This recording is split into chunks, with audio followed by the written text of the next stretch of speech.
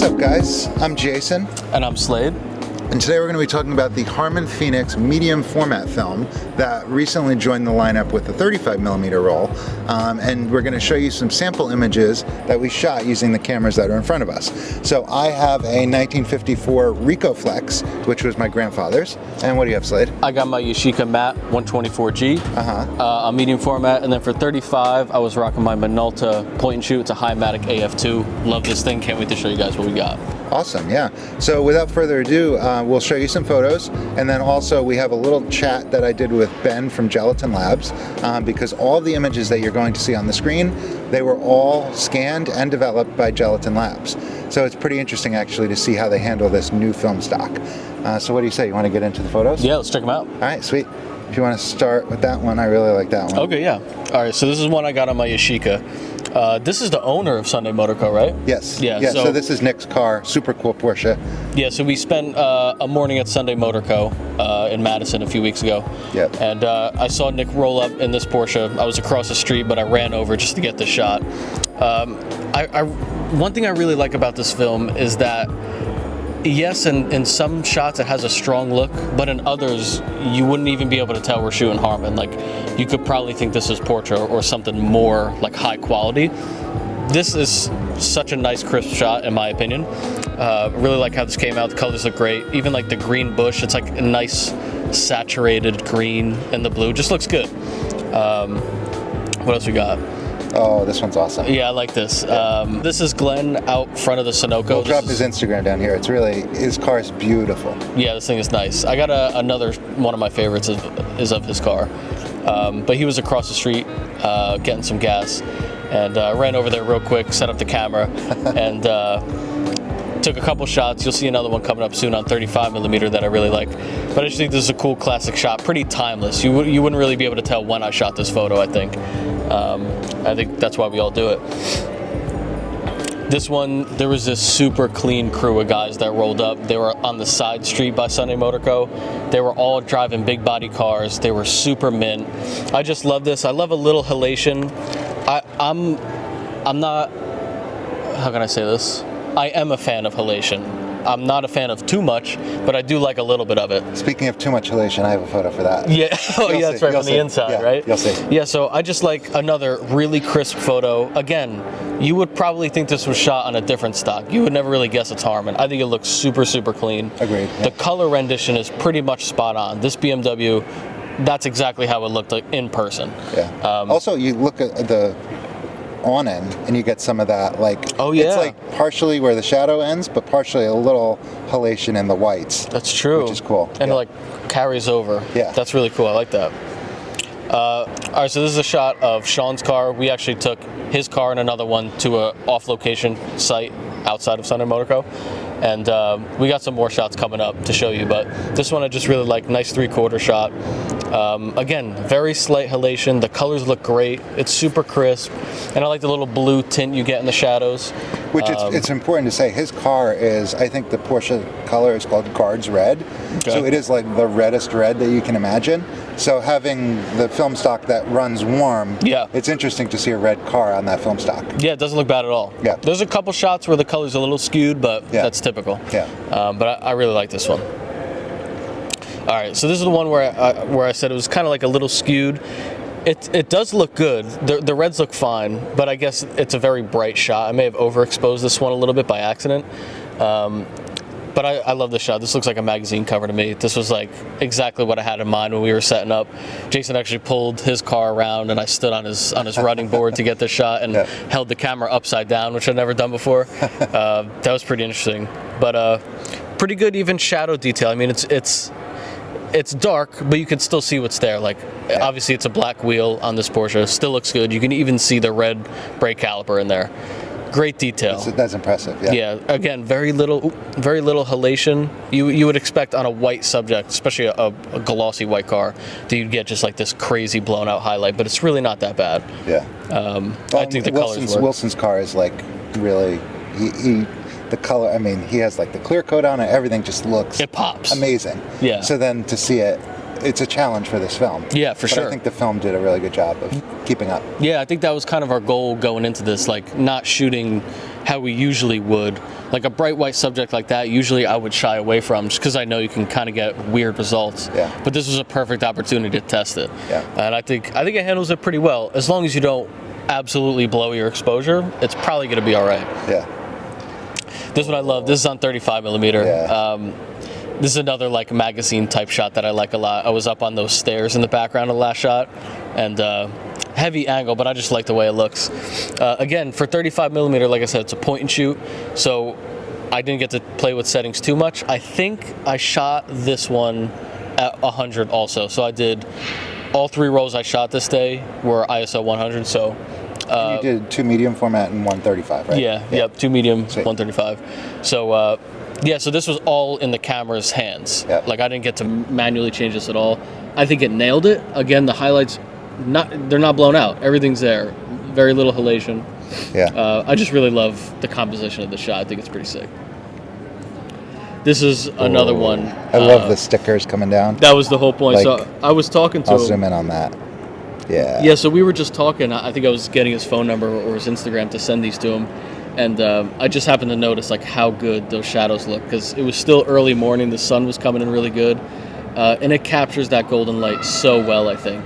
So I just like quick snapped this while we were talking, and I love it. This is one of my favorite shots from the whole day.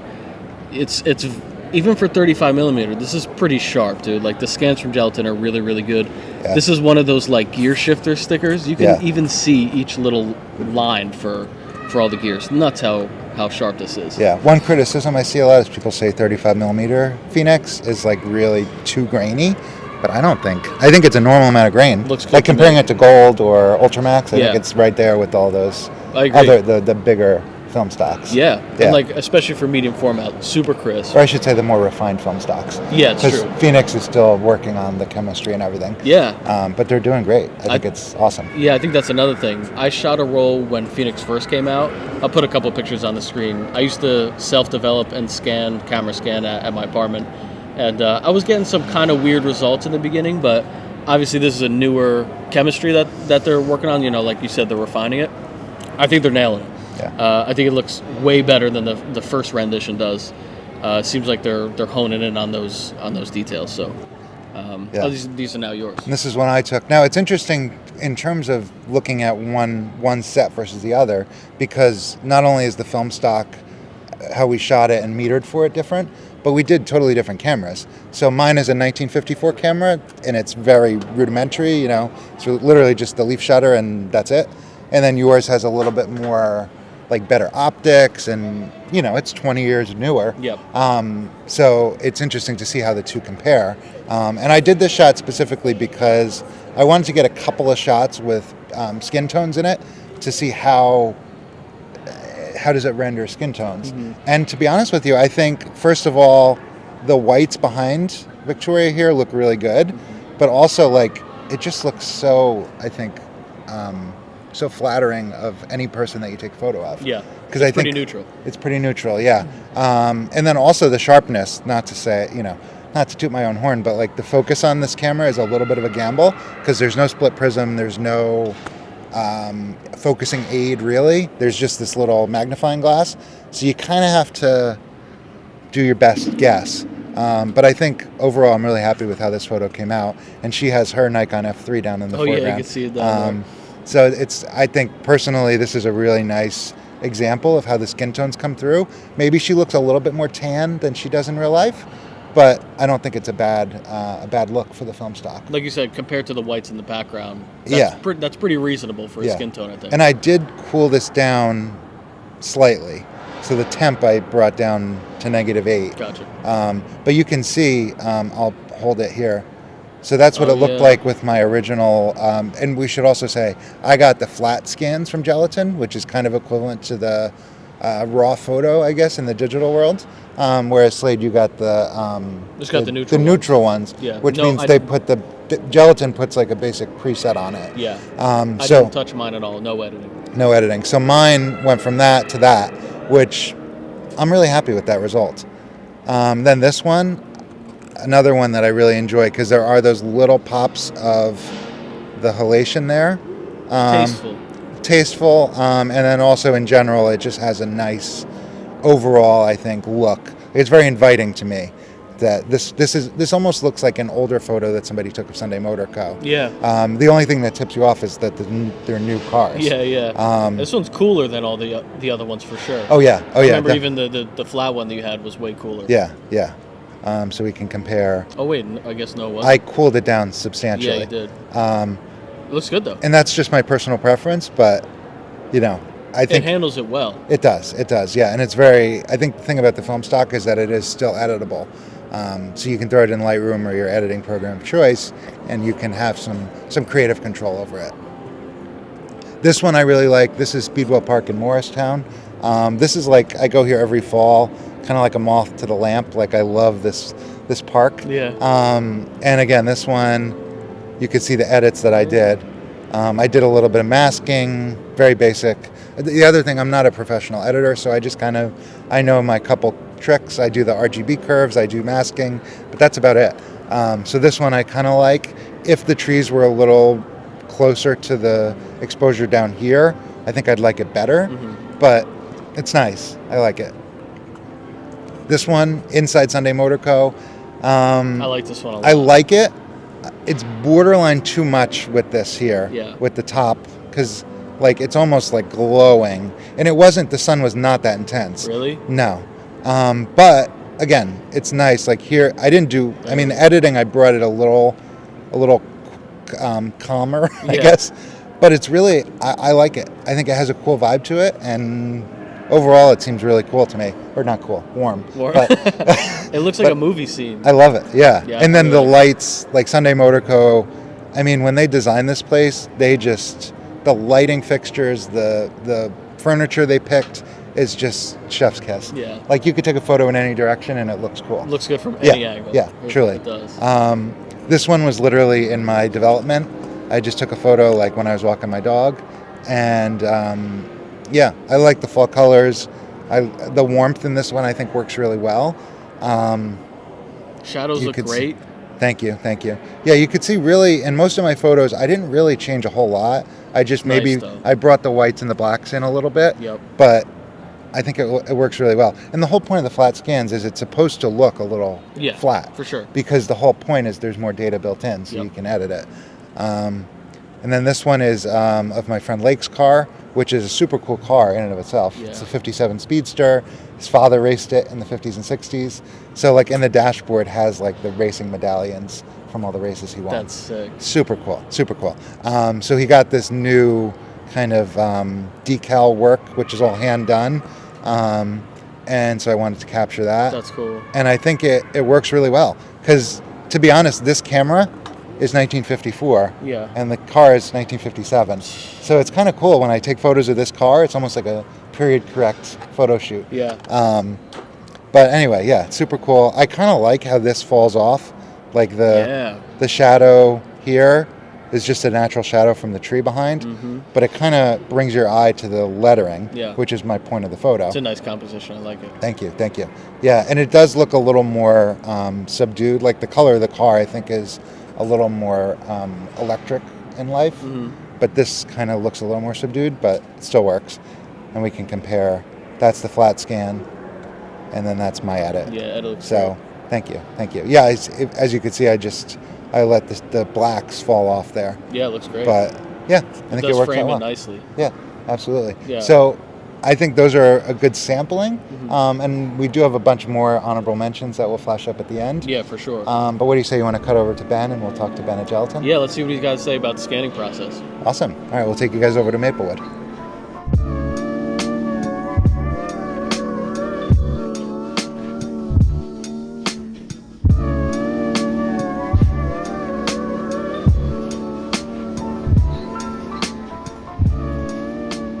All right, so we're here with Ben from Gelatin Labs. Thank you for taking a few minutes to sit down with me today. Yeah, of course, Jason. Thanks for chatting today. Of course, yeah. So I wanted to have Ben weigh in a little bit about the new film stock and to tell us a little bit in terms of, one, I guess we could start with, how do you guys process it different than any other film stock? Yeah, well, the developing is going to be very similar to other film stocks. There's a couple things you can do depending on the way it's shot. So, it is a 200 speed film stock, but you can shoot it at either a little bit underexposed at box speed or overexposed. Got it. So if you as the photographer tell us about the way that you shot it, we can process it according to what ISO you set your camera to. And there's going to be benefits to shooting it differently. So you can, depending on the subject matter, you can expose for your shadow or your highlights. And if your subject is present within that range that you exposed for and that you metered for, then you're going to get a great image out of that. Got it. Okay. And then what about with scanning? Do you guys scan with?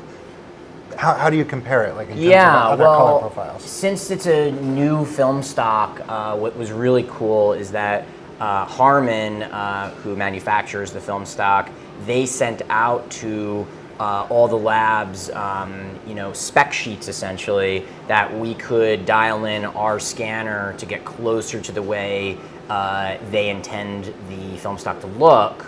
And then we did our own thing with it as well because, we felt that those results were very contrasty out of the box. So we're continuing to really dial it in as we go, as more people start to pick it up.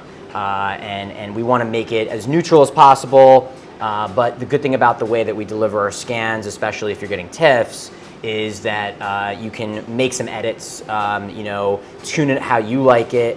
But so far, the results are really interesting.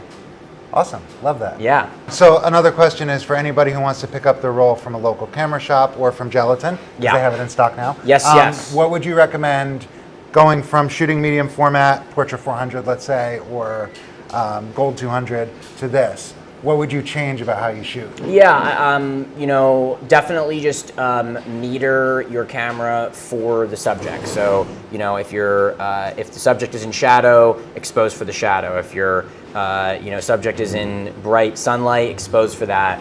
It's going to have a very similar latitude, which essentially means it's like a scale of how much you can actually capture from dark to light. There's going to be a similar latitude to slide film. If you're familiar with shooting slide film, it's a very small window, a small margin of error.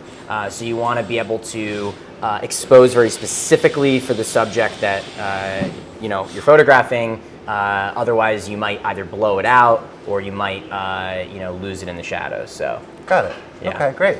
Well, thank you so much to Ben and the team at Gelatin for having us here to chat.